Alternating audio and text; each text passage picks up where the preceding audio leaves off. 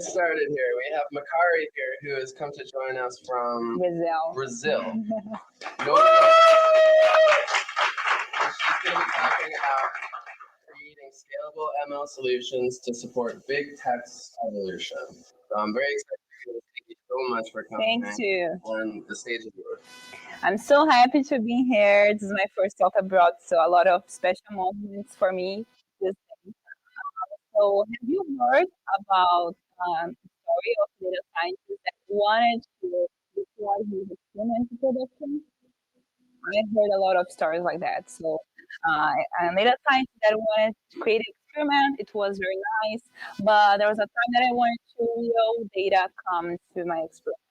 So when this happens, a lot of challenges come to the table. So that's what I'm going to talk today, and I do want you to enjoy the talk with me.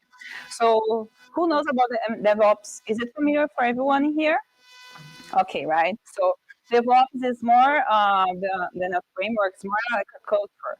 You want to put the best practices in your application to leverage the best value that you can have. So DevOps is like plan, code, you test your application, release, you deploy, you operate, and you monitor. Okay, but when it comes to data, what do we have? We have MLOps. So as well as important to track traditional software that we have at DevOps, we also need to track our machine learning products. So it's not about just creating experiments using linear regression. It's one of the most famous models that we have. But not just that, you also have to monitor, to configure, to automatize that, to do feature engineering, verify your data, collect your data, testing and debug, resource management, model analysis, process management, metadata, monitoring, serving infrastructure. And this is just components that I'm linking here, but there's a lot of things depending on the domain that you're working with. It's not just about ML code, as some of you may think that it is. And this is from Google.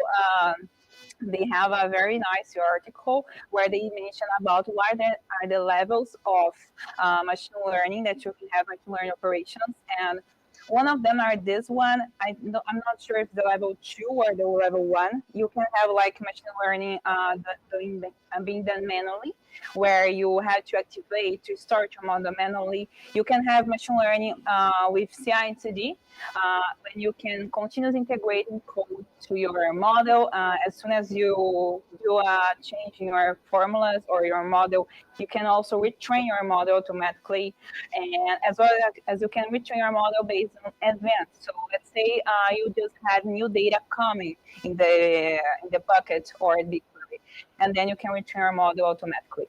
So this is one of the types that you can have of machine learning operations, and this is why we do that, because you have a data science directed workflow.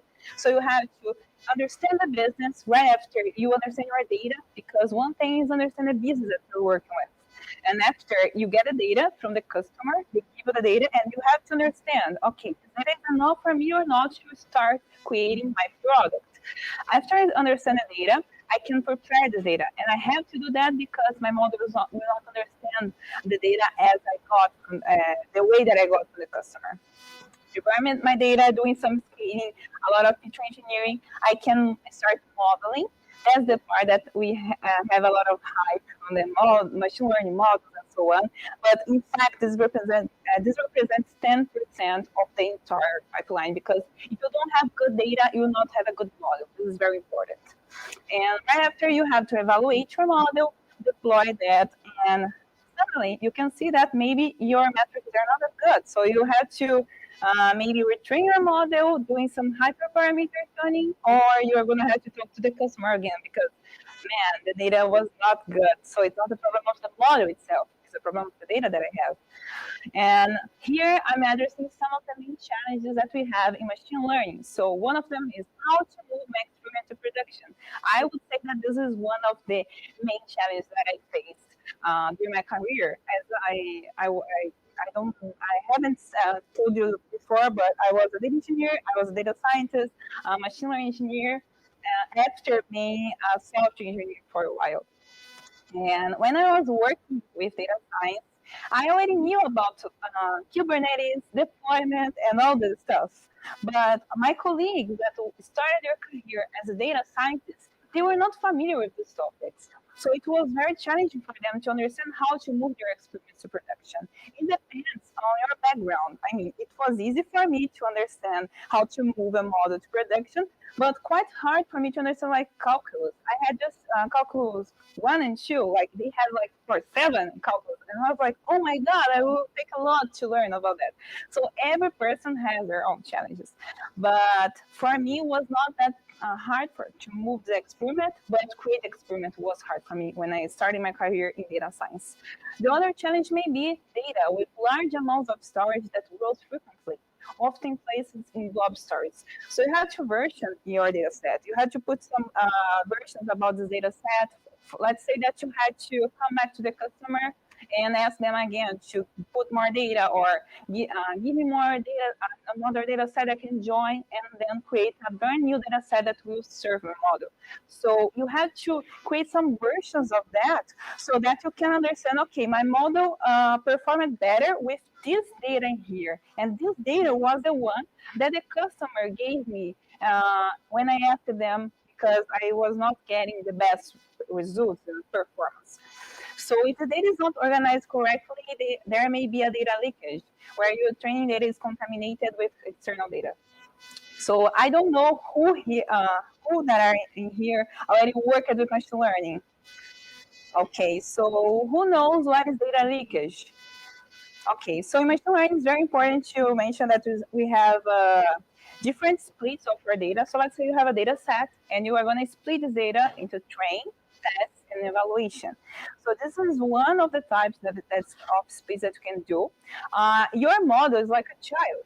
And this child can learn about something for like an exam, but this child cannot understand just the right question to this exam. So let's say the professor change a little bit of this phrase of the question. The child will not understand anymore and will not be good in this exam. So when you say data leakage, it's like my model should be able to generalize different questions that the professors can ask for these children. But the good thing is that we cannot let our model see the test data because test data is my real world data. So my model should be trained with trained data. So let's get a data set. You split 80% will go to trained data and 20% will go to test data. From this part in here, my model cannot see the test data because test data we are gonna see how my model generalizes with real world in the test data. So during training, you cannot see test data. And after that, you can also have a challenge about how to use the best features for my model. So we're going to have a huge data set with a lot of columns. You have to decide what are the columns that will become features for a data set that will be better for your model. When I was starting, I thought that as much features I have, I will have a better performance. So let's say 42 features is good. My model is, it's the best one that I have in the company. But it's not like that. I mean, today we have some algorithms that help you to understand what are the features that are the better for you to use in your model, the features that are more meaningful for your formula and so on, because data science is about math, to be honest. And when to retrain my model, how much historical data should I bring? So we have to have historical data, and as much data we have in terms of rows, not in columns, my model will perform better. How to identify data drift. Data drift is a concept that's very important when you go to a data science path. Data drift is basically, let's say that you train your model, so you have a data set, and your data set was good, you train your model, you test that in production, it's okay. So you kept this model in production for a while, and then you saw that this model started to not have the best performance. So what happened? Because I tested that before going to production. I mean, I did some unit tests and also a measurement about the model specifically. And what happened is that my data can start changing, and it can be detected by distribution. You can report the distribution for our data and understand that the market is changing. Let's say you created a model 2 weeks before the pandemic. So you were, my model is very good. And then 2 weeks ago it crashed. Why? Because we had a huge event in the whole world that changed a lot about your data, the data that's coming from. So predicting the customers that you're gonna arrive in your small store are not gonna be the same as the pandemic for sure, because we had a lot of lockdowns and so on. So, and model drift is even worse because, I mean, imagine that you know that the data is different because of the market trends and so on. And model drift is that not just the data, it's not about retraining my model with this new data that will be understanding the new behavior of markets. But model drift is more related to I had to change the approach that I have because my model is not suitable to my problem, the thing that I'm working with anymore. So it's very important to understand these two topics in here, and not just that, manage distributed clusters across multiple pipelines. So data scientists, they may have difficulties on that because they have a lot of things to learn about models and so on. So distributed clusters, do I really need to, manage that? There's a lot of difficulty for me to learn that. Machine learning with numerous machine learning models running at the same time. So when you go to a company that's like a big tech, you are going to see that maybe your problem, it will need more than one model. So let's say like a recommendation system. We'll need like maybe a segmentation. You're going to segment your clients, and from that segmentation, understand what type of product should be addressed to each group.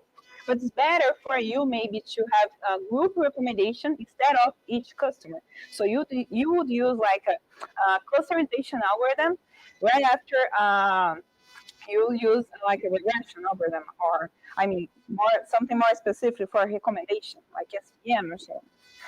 And not to mention about the deep neural networks, that is something that's very important and very used in these companies. And this tech that changes quickly and frequently. So Google Cloud has a lot of products, and you can check that in the website. And what is nice that I was checking that we have a use case in here. So Google split this by use case. So AI for data scientists, and here we have a product that we will be talking today. That's Vertex AI, because here I'm gonna tackling a different challenge, that is how to get my model and put that in production. Different from the AI for developers. That if you see, I don't know if you guys are seeing, but you have in here more APIs that are focused in developing models. That is going to make it easier for you because we see that we are developers.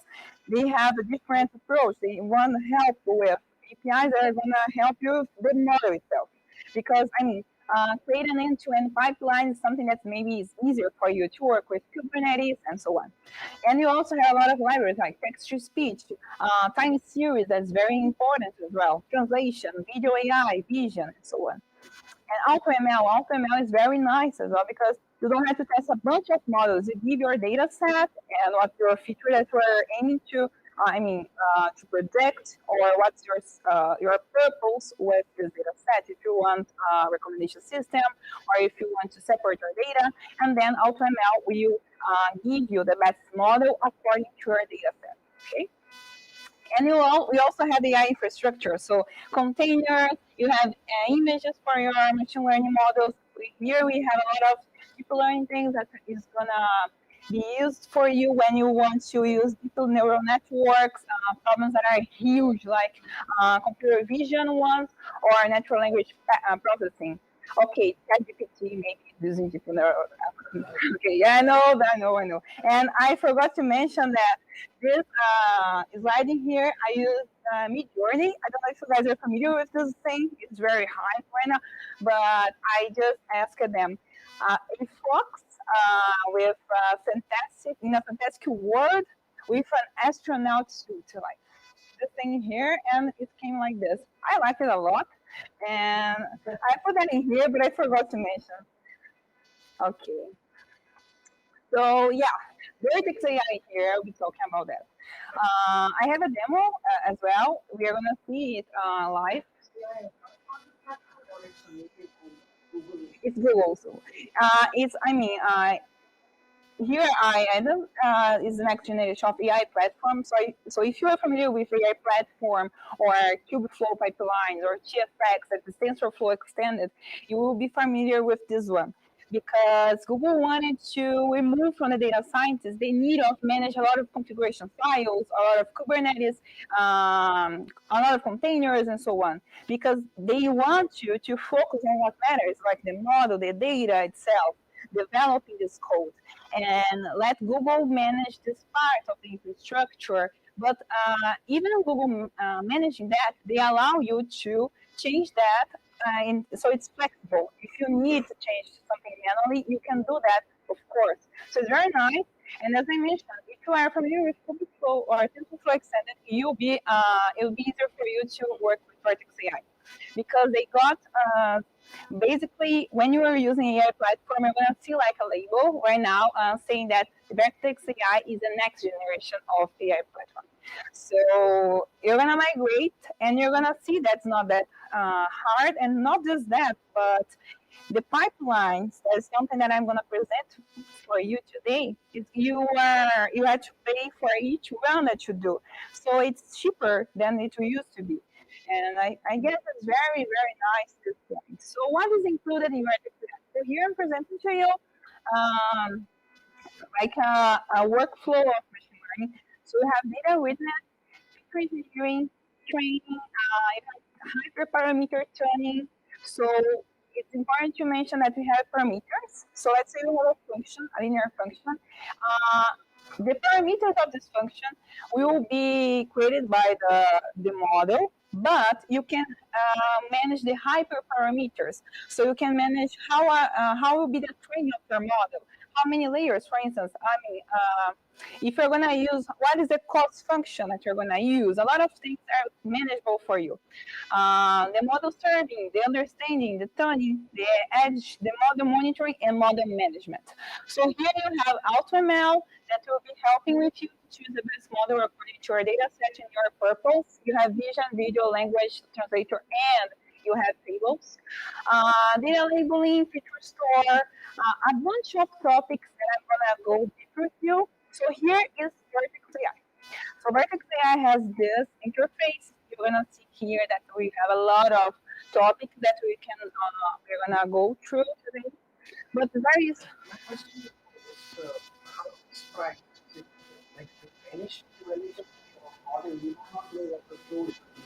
I'm going to talk about it right after.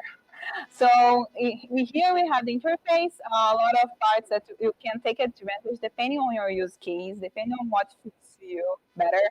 And we have the data set. So data set is important for you because you can put a version about on the data set that you're using to train your model so that you can track the best model. Okay, this is version 2, with which data it has been trained with.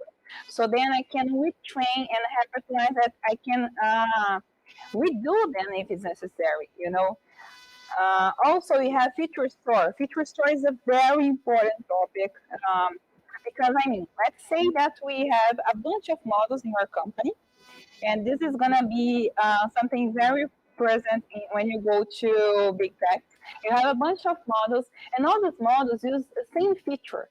And this feature was difficult to be created. You had to aggregate a lot of columns, you had to place a lot of transformations, and then you end up with a feature that give me like the last 5 days of orders from the customer by the week of you have a lot of things that you aggregate. And then this feature, one part would be okay, you can, do this coding every time that you're gonna train your model, or another thing that you could do is create a method that will be called when you are going to train your model. So you have a transformation step before training your model, and you're gonna call this function. Or you could use a feature store. That is basically you're going to transform this transformation. You're going to get this transformation here to put as a data that will be stored so that you can track, okay, this feature here, in which models we are using this feature, what is the version of this feature, and so on. And use like time travel, there's another concept very present in data as well. So it's very nice feature store, but I don't recommend you to use in every use case. So like I'm gonna retrain a model. I just have one use case that uses this feature. I'm gonna put it in the feature store. No, it's not like that. You're gonna just think about the feature store when you have really a lot of models using the same feature. Okay, and it's very nice. And you also have. Mhm.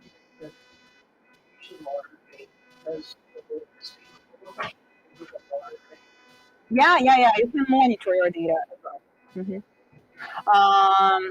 We have labeling tasks. So when I was working with COVID-19, I had to work with a computer vision problem to understand if this image was pneumonia or a COVID. But I'm not an expert to say, oh, this is COVID, this is pneumonia. In fact, I saw like an image with a blank space. I was like, okay, this is something that I don't know what it is. And then a doctor came and helped me say, okay, this is COVID. We had to have this people helping us to put this label to the data, and then we can put this data into the model. Okay, and labeling task is something very nice because you can create a document. Okay, and it will be given to Google, and Google will understand with human labelers how can they help you following this instruction. So let's say, example, write a bounding box on each player in a cluttered scene. So let's say you have a model that you want to segment the players. So you have a lot of images, but they're not labeled. You don't have like the number of players in these images. So you want Google's help to put that things in these images for you. So you're gonna say like produce 5 bounding blocks for the 5 players, and then Google will help you with doing that. But you have to give an example, and then they're gonna be able to do that for you. Another example would be only annotate players in the field. Don't annotate anything on the panel. So here would not be annotated, and this ones would be. Because if you say like I want to have a bounding box in the players, if I'm a person without instructions, I would put a voting box in the guys on the screen as well in here. So if you create this document, it's a PDF, you share with Google using labeling tasks, they can help you with a human help. So it's very nice. Work. Yes. Yes, actually, the labeling testing here is more related to human helping you to train your model. They are gonna label for you. So you're gonna send. That's the thing. You are gonna have to help them to understand your domain through this document. You have to put all the information that you have related to this because they also added in the documentation. We don't have a domain, so please be very specific in this documentation because what they are helping you with the workload that you have. Maybe I'm not. Okay. I have got like 10,000 images. Okay. Mm-hmm. So I put those 10,000 images and see that I'm looking for this, and I could have market. No. Yeah. So you will do that without labeling tasks. But we're gonna give the images to them.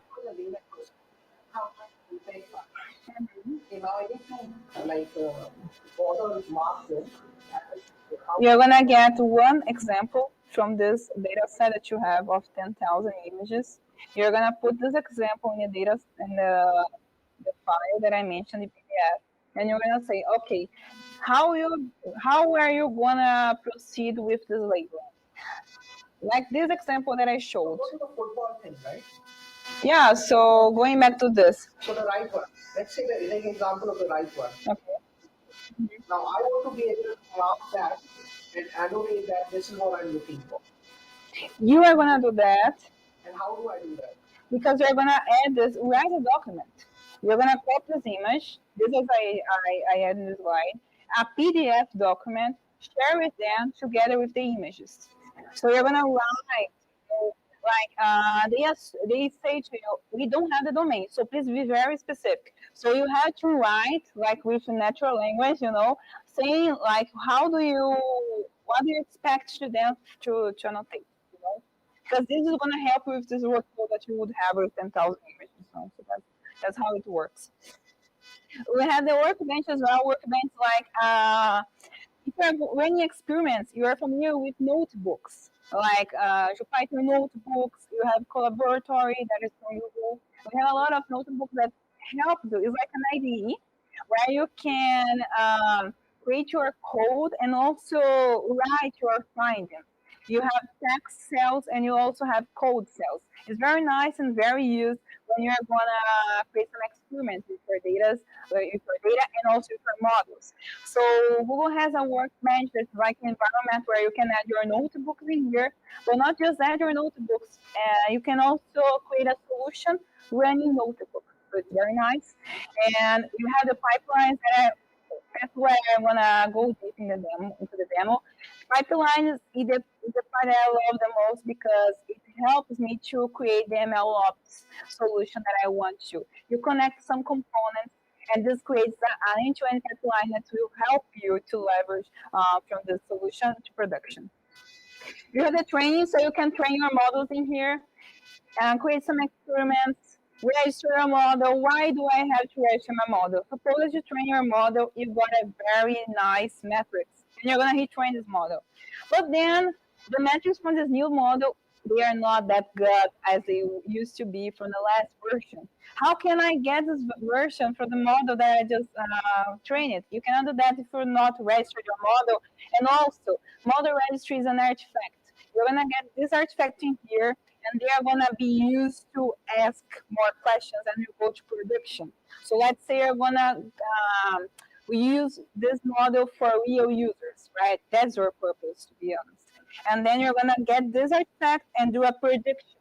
A prediction is going to ask with real data, okay, let's say house prices.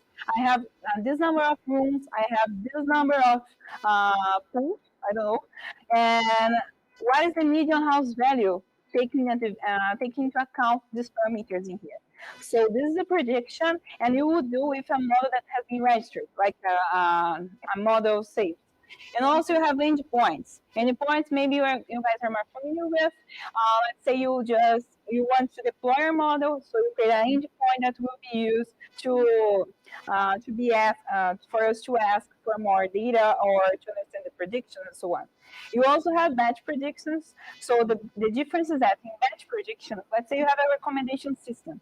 You don't need this real time. Maybe you just run this 10 a.m. only once a day, and then you could use batch predictions because it has been scheduled, and then you can run every single day this time.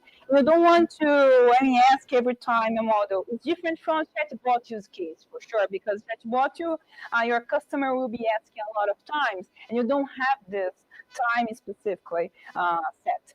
The metadata will be storing all the instructions of your model, more data related to that in the pipelines that you trained, and you have a matching engine that's more related to some vectors that Vertex AI helps you with large amount of data. They create the solution, and it's very nice.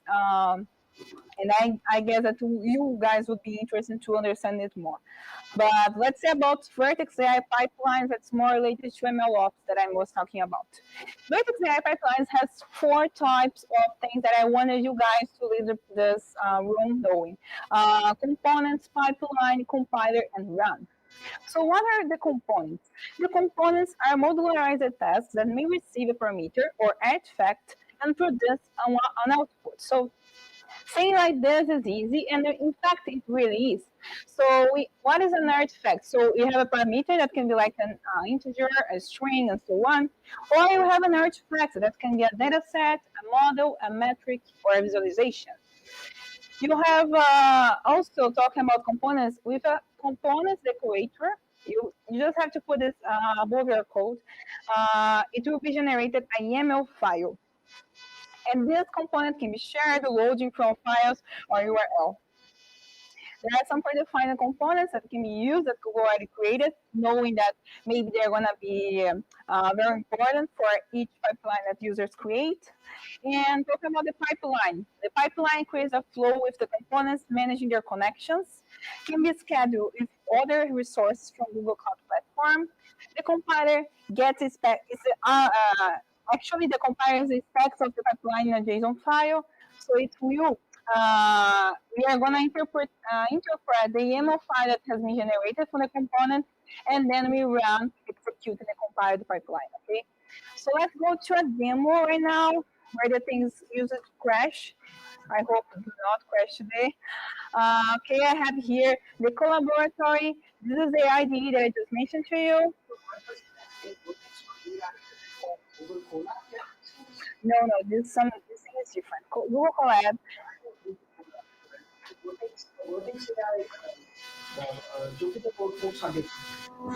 Yes, totally. Vertex AI is an MLOps solution. It can be used inside Google Collaboratory. You can call Vertex AI from there, okay? As well as the Workbench. So you're gonna, if you use Collab, you're gonna be familiar with Workbench from Vertex AI because it has the environment of Jupyter there. So it's very similar. Okay. So I will connect in here. You guys are seeing the screen here? Okay, nice. Because I.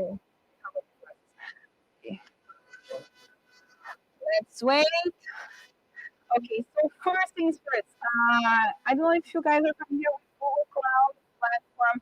You're gonna go here and you have the Cloud Shell. Okay, so here you're gonna interact with the platform.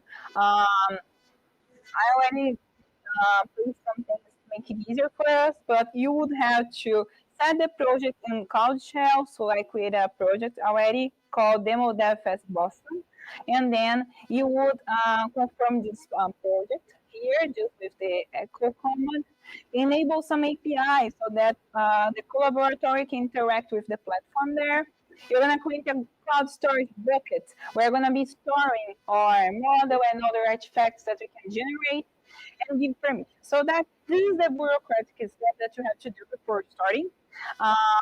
And then you're going to run the dependencies. You're going to install these dependencies here. It's going to take a lot of some time, like less than 1 minute.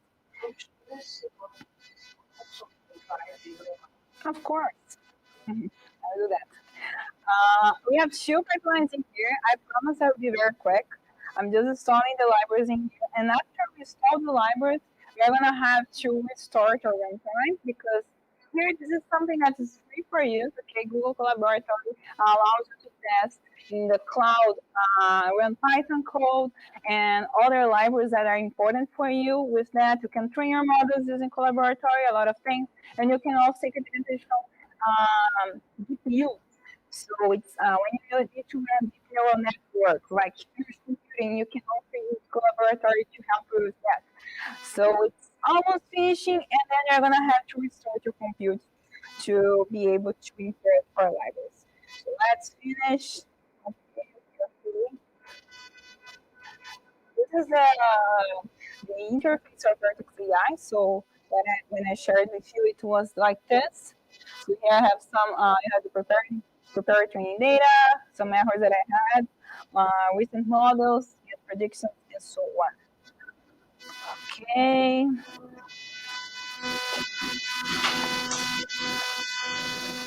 Demonstration. Have you guys already used AI platform before? No? Oh, okay. Vertex AI? Really? Are you using production already? Not yet, but you will have plans to do.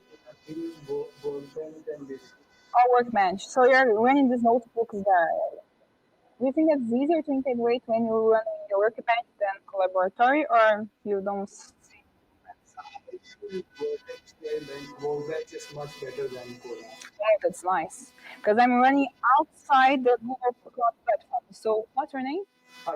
Harsh is running inside the Google Cloud in the Workbench in here. So it's very nice. It's when you can run notebooks inside the platform. Okay, I just installed. I will restart the runtime in here. and then I will be.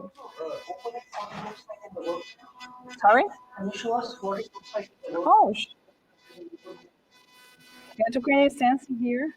It's because I'm creating. I have time to show this other time. I can do this later. Okay, so after we started the compute, I'm gonna import the libraries in here. So it's here this key FP's Kubeflow pipelines that I mentioned before that we run Vertex AI on top of that. We had to do an authentication thing here just to allow us to interact with our Google account.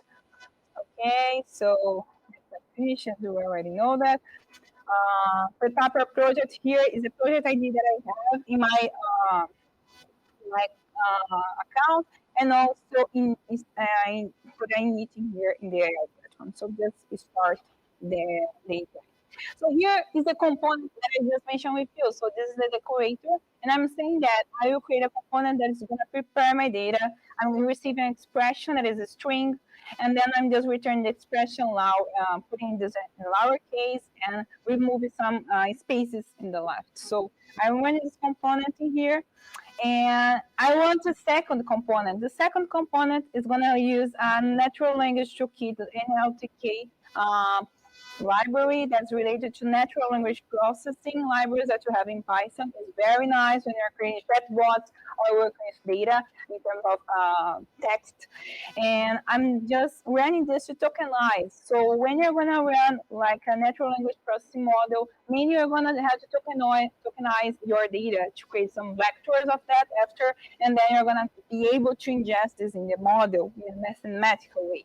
So I'm going to run this component in here, and then I create a pipeline. So this pipeline, I'm just putting some, I added a name in here. What is the route? What's the path of this pipeline? And then I define the pipeline. So this pipeline here has a remover task that's going to remove some spaces, and it's going to call this method in here. So remover task is the prepare with the expression, and then I have a tokenizer task. But this is going to be right after we remove. So that's why I have to put tokenize. But the parameter that's the expression here is going to be the output of the remover task, you know? So it's like a building block, actually. I'm going to run this, and then I have to compile. As I mentioned before, you guys, to just, if you have to lead this presentation with just 4 things, is the compiler, the run, the components, and the pipeline. So I run this pipeline job, place the name, the place path, and so on, and I put job.run. This is gonna trigger a pipeline here in Vertex AI. So I have a pipeline that's gonna refresh here to appear. Takes some minutes. Okay.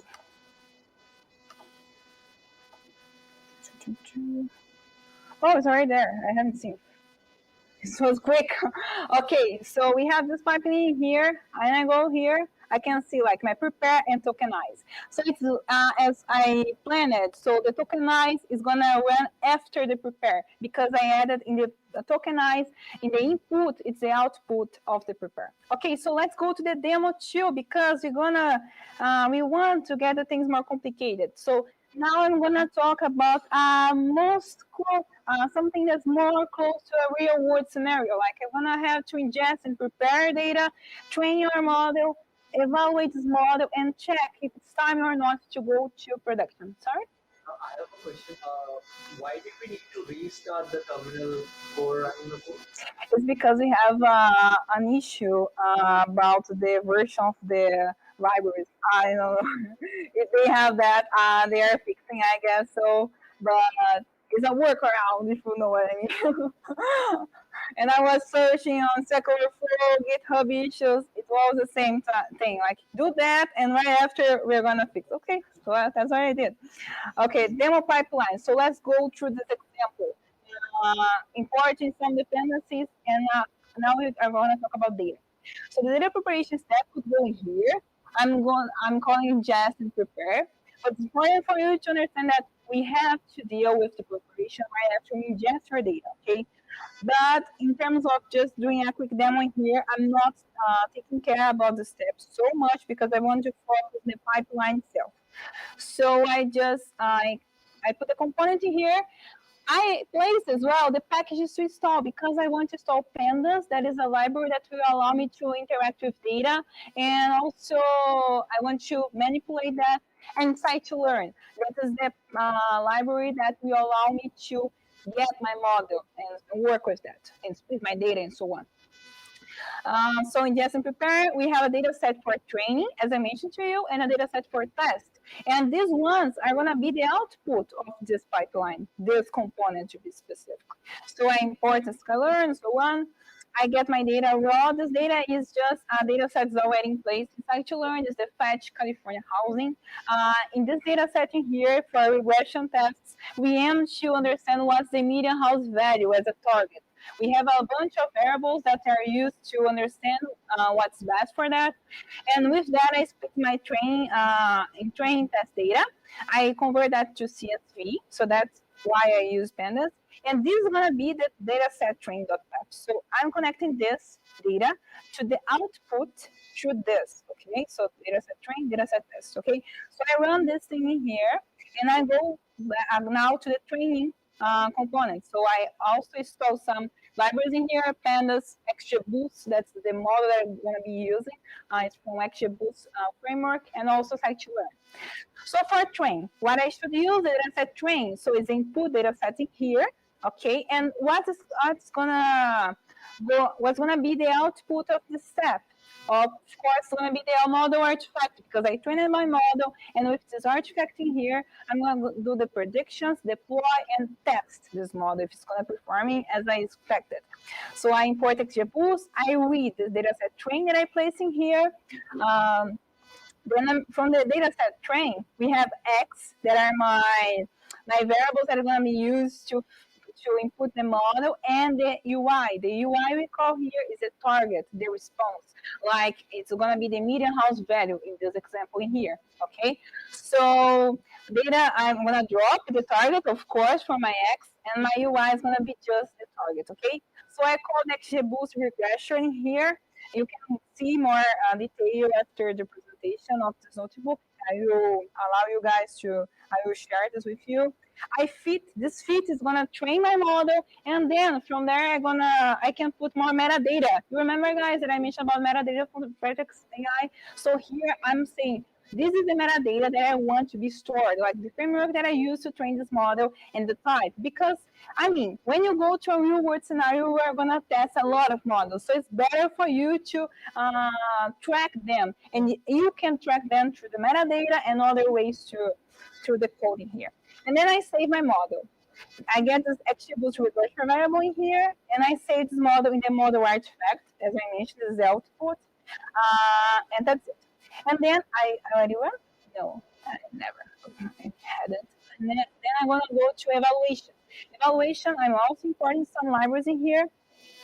I have to get my test set for the evaluation, okay.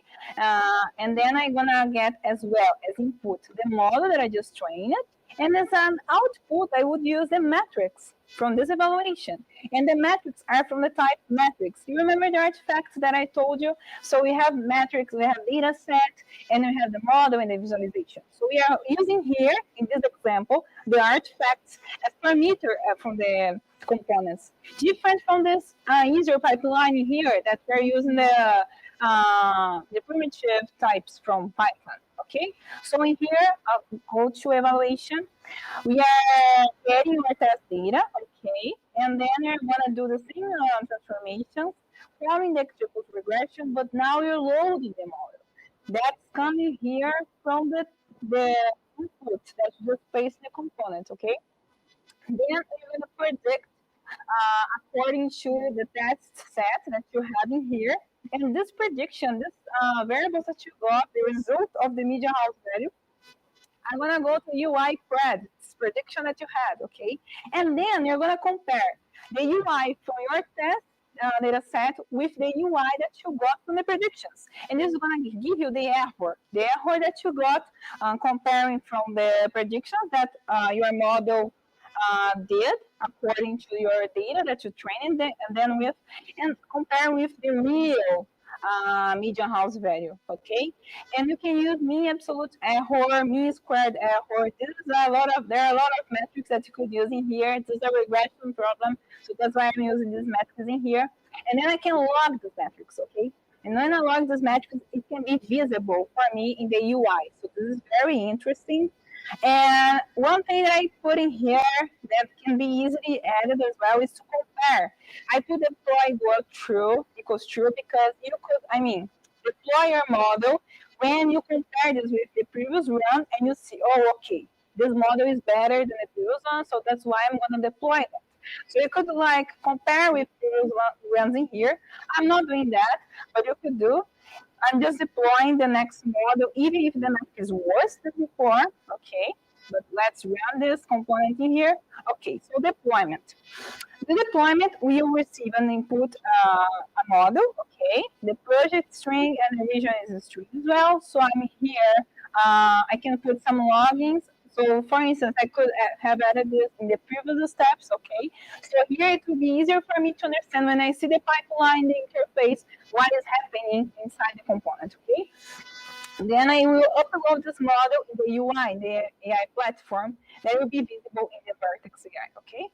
So let's do that. And pipeline. So pipeline is the same as we saw in the demo one, okay? So we have a lot of tasks. The ingest and prepare task is the ingest and prepare component, okay? The train task is a train component that we receive the dataset train that's coming from the data ingest and prepare task. The evaluate task is going to call the evaluate component that receives the output dataset that was the test set in that case for evaluation, and the model artifact, okay, because I'm going to run this prediction inside pointing to the model that I just trained. And then there's a condition here, and that's very nice for the pipelines from Vertex because you can give conditions to your components to run or not. So let's say I had a condition before, and the deploy is not true as I hard coded. You could evaluate this in here. So with this condition, I'm evaluating if the output deploy is true. If it's true, then I can deploy my model here. So that's very nice. When it comes to real world scenarios, we're gonna for sure deploy just if the metric is better than before. And then we compile and we run. And here is very nice because you can enable or not cache, and then you can retrain from scratch with removing all the data that was present before, and add some labels, okay? When I put sync equals flow, it will not give me the parameters as I saw here, the output, okay? It will not put that in here. And I can go back in the pipelines. And yeah, it's running. So you can see here live the pipeline that we just trained, we just stored from the collaboratory. It's in here. So it's running in ingest and prepare. When I click in here, it's going to be visible for me the parameters. And I forgot to mention to you guys, because the prepare sent a phrase there, like this is a demo for DevFest Boston. You guys remember that I put a lowercase method, right? So the output was this, lowercase for this phrasing here, and the tokenize received this lowercase expression and tokenize it. So each word will be a token, and then I can start preparing my data for natural language retrieval. This is one of the first steps that you have to do when you deal with text, okay? Coming back here, we have the ingestion prepare is still running. And while it's running, I will come back to the presentation just to take advantage of our time that I don't know if I'm running out of time. But you may be asking yourself, like, should I migrate to Vertex AI? And I will give some insights for you. So much easier to manage machine learning pipelines resources with that. Is a reduction in day-to-day hassle management configuration files while offering flexibility for the user to change them if necessary. There is a reduction in costs, as you asked. The pay-as-you-go model is like pipeline as a service. You pay per run and consume the resources while you're running. Okay, so it's 3 cents instead of continuous uptime for Kubernetes.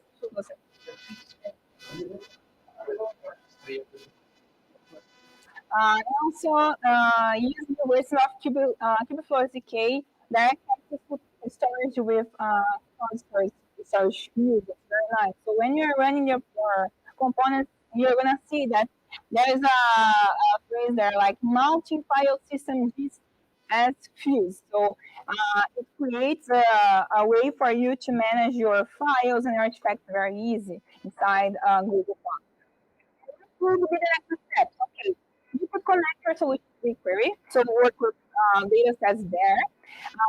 Here are some of the things that you could do, like put BigQuery data into Vertex AI, access BigQuery public data sets, access BigQuery data from Vertex Al-Workbench, analyze test prediction data. So let's say if you want to understand how is your model working in production, monitor your model. You could do that easily and export Vertex AI-Batch prediction results. Also, you could use Spark for distributed computing and data props. So I'm using pandas in here, but if you have a large amount of data, you have to use distributed computing. So Spark helps you with that, and you can easily work in the workbench. So here's the workbench left, right? This is like a view of that. Maybe it's easier for me to not go there right now because I'm running out of time. But here is the workbench, so it's very similar to the Python notebooks, okay?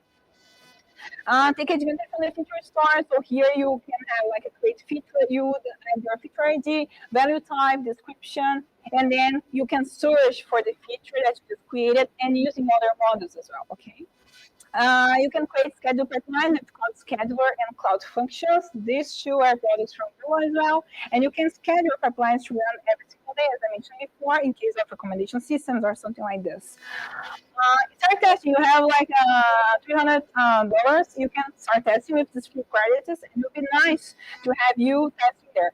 So let me go back here to see if the pipeline. Oh, okay. So in just prepare, we already have a meeting here. Ingested, and you can see here the logs. Okay, you can track that, and you can put that you want the bug mode so that you can track more detailed vision. Okay. The trained model we can also see here. Also, you can see where this artifact is stored in my bucket. Okay, but you can also see in the model registry after it's going to be there.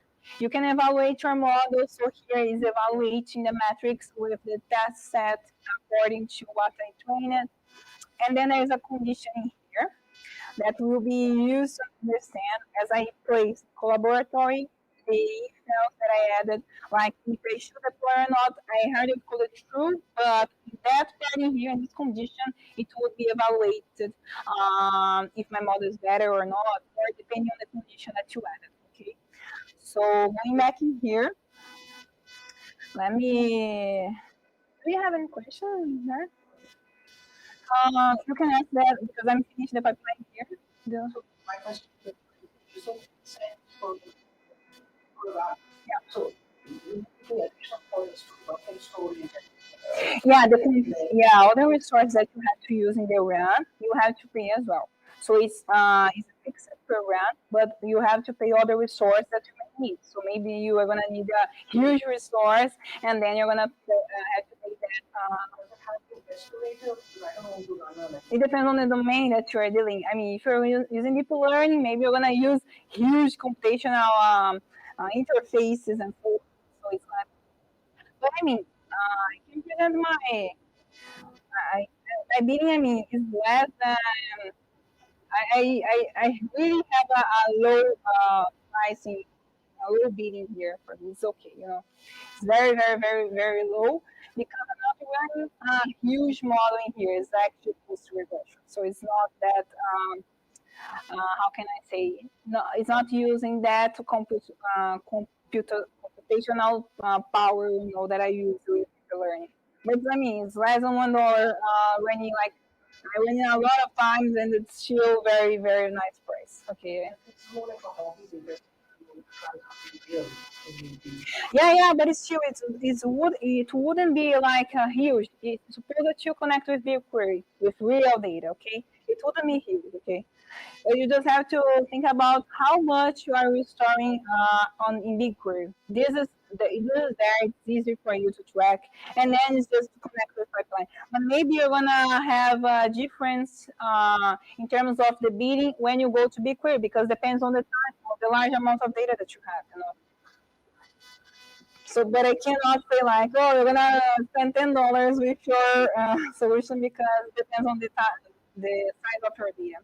But here we already evaluated. Okay, so let's see. So they use simplified episode both sides of it. I see the node info there on the right side, right? So on the right side, Node, I'm not saying, node info. No, it's already there. I don't specify that.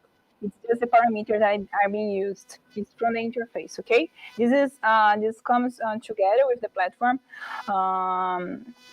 So, I mean, I guess we can finish there, finish here. I can share with you the notebooks, okay?